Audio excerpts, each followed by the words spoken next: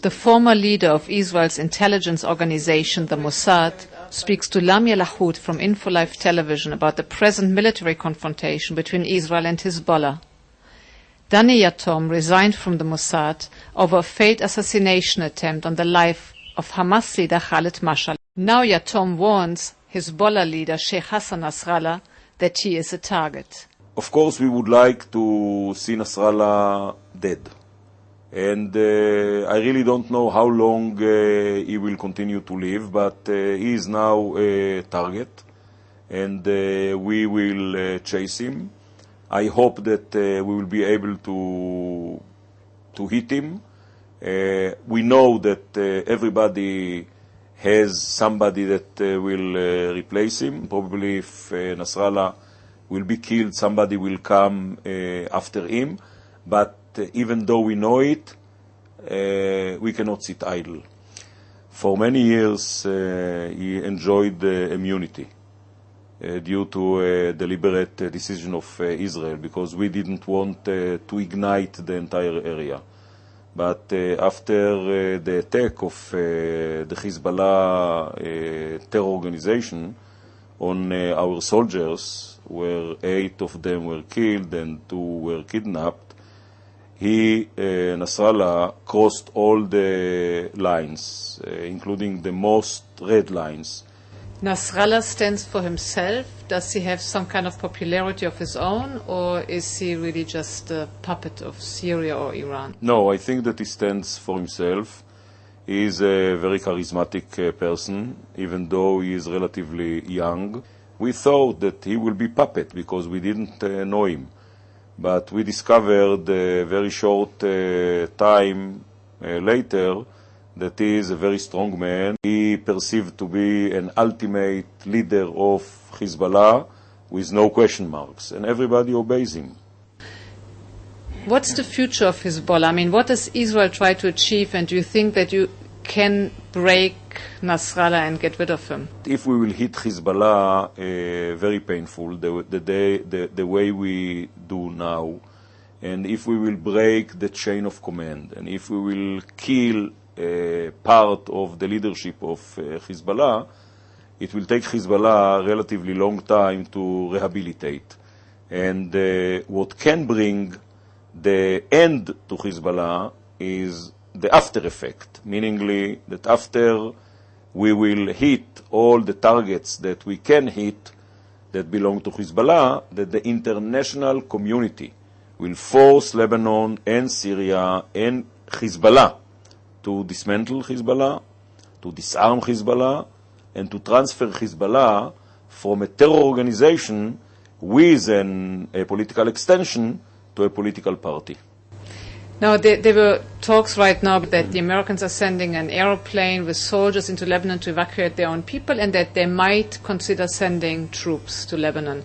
Well, firstly, not only the United States, but also France and Britain and some others, they send means of transportation in order to evacuate their people, because they feel that it is now much more dangerous to be there in Lebanon. Speaking about the possibility of deployment of foreign armed forces, it might be part of the solution after there will be a ceasefire, and probably there will be a ceasefire.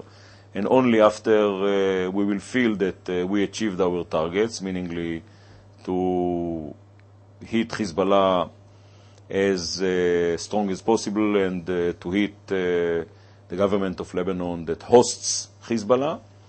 As part of the ceasefire, there might be a deployment of UN/group of foreign military forces in order to make sure that southern Lebanon is safe, and in order to make sure that it will be avoided that Hezbollah will deploy itself again along the Lebanese-Israeli border.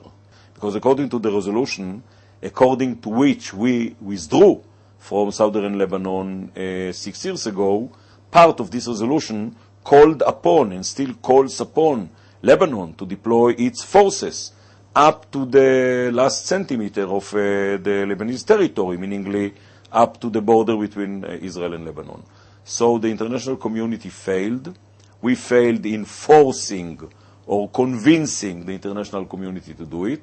Of course, Lebanon failed to do it, to fulfill it. But things were changing since Syria was pushed back from Lebanon and was forced to withdraw its forces from Lebanon. I think many things were changed, and now Bashar al-Assad is pushed to the corner. He is one of the main suspects for the assassination of Prime Minister Hariri, and Syria is weak now. Iran deals with its own problems while the entire world looks at Iran and its efforts to acquire nuclear capabilities. So maybe this will be now the time that the Lebanese government will be convinced to do it, because I think that Lebanon can do it. It is a fairy tale that Lebanon was not able to force the Hezbollah out of the southern part of Lebanon. The Lebanese army is much stronger than the Hezbollah, but they did not dare to do it. Do you believe the conflict will spread into Syria? The Israelis do not intend to spread the conflict towards Syria or Iran. If the Syrians will behave the same, and if the Syrians will not intervene, then the conflict will be preserved only to the territory of Lebanon. Is there cooperation between the Sunni movements like Hamas and Nasrallah's Shia organization? Yes, of course. We know that Hezbollah assists Hamas. Hezbollah is the bigger organization, the richer organization, the more trained organization, and we know that a lot of information was transferred by the Hezbollah to the Hamas, like how to build side road bombs, how to build explosives, etc., etc.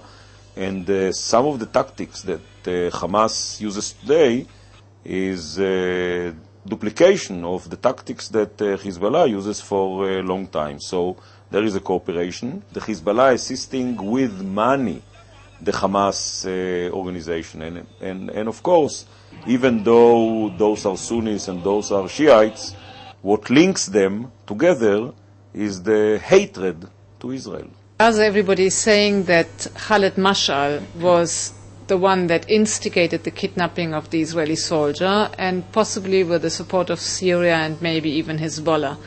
Is that true? And what role does Khaled Mashal play today from Damascus in Gaza with the Hamas government? Hamas is an organization with a discipline and has a structure.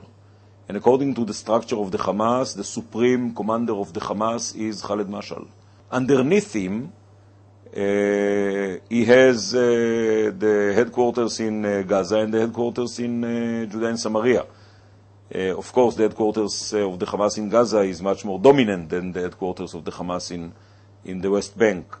And is very influential. Khaled Mashal, he gives orders.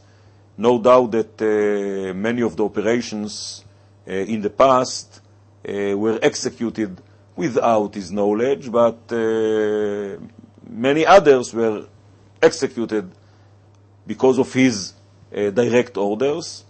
I don't believe to the story as if Ismail Haniyeh was not in the line and does not know about the whereabouts of the kidnapped soldier. I don't believe, because Ismail Haniyeh is the commander of Hamas in Gaza, and the military arm, the Azdin al-Qassam brigades, they are subordinated to Haniyeh.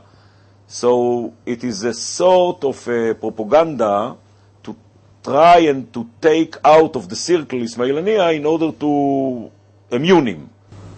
Do you know if the soldier is still alive? According to the information, the answer is yes, he is still alive. Hezbollah has always played with Israel this game that giving the impression soldiers were alive and in the end, bargaining over body parts. Any idea if they are alive? The information that I have is that when they were kidnapped, they were alive. What do you expect? I know that they have in their possession longer missiles or longer rockets.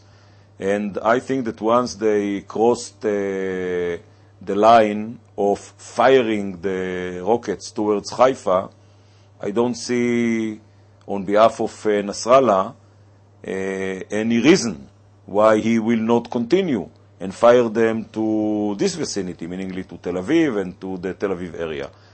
What we do now is trying, as I said, to punish Hezbollah for the entire clashes, the entire behavior, and for all those years that we did not react, due to the fact that we said to ourselves that it is better to restrain in order to make sure that there will be no chaos, that the northern part of Israel will be able to live safely, due to the fact that Nasrala thought that probably Israel is weak and Israel was not going to retaliate. We had to stop it once and for all. Otherwise, we could probably witness another Hezbollah operation next month, 2 months from now. Thank you very much. You're welcome.